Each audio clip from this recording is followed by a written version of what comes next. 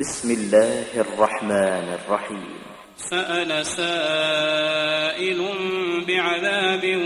واقع للكافرين ليس له دافع من الله ذي المعارج. تعرج الملائكة والروح إليه في يوم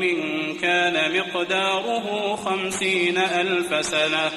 فاصبر صبرا جميلا إنهم يرونه بعيدا ونراه قريبا يوم تكون السماء كالمهل وتكون الجبال كالعهن ولا يسأل حميم حميما يبصرونهم يود المجرم لو يفتدي من عذاب يومئذ ببنيه وصاحبته وأخيه وفصيلته التي تؤويه ومن في الأرض جميعا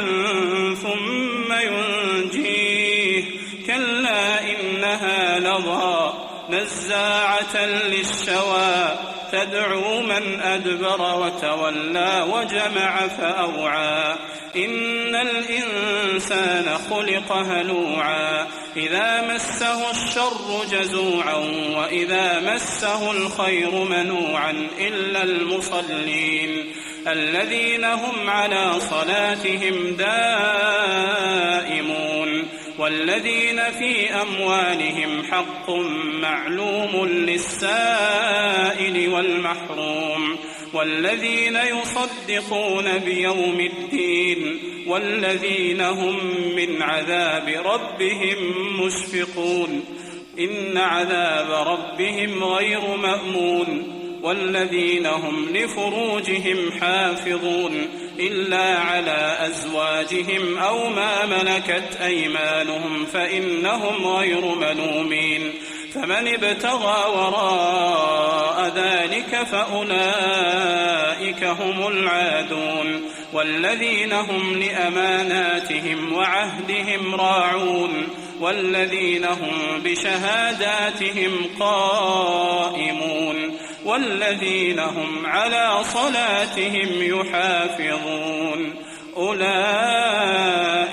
في جنات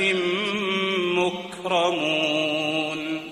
فما للذين كفروا قبلك مهطعين عن اليمين وعن الشمال عزين أيطمع كل امرئ منهم أن يدخل جنة نعيم كلا إنا خلقناهم مما يعلمون فلا أقسم برب المشارق والمغارب إنا لقادرون على أن نبدل خيرا منهم وما نحن بمسبوقين فذرهم يخوضوا ويلعبوا حتى يلاقوا يومهم الذي يوعدون يوم يخرجون من الأجداث سراعا كأنهم إلى نصب يوفضون خاشعة أبصارهم ترهقهم ذلة ذلك اليوم الذي كانوا يوعدون.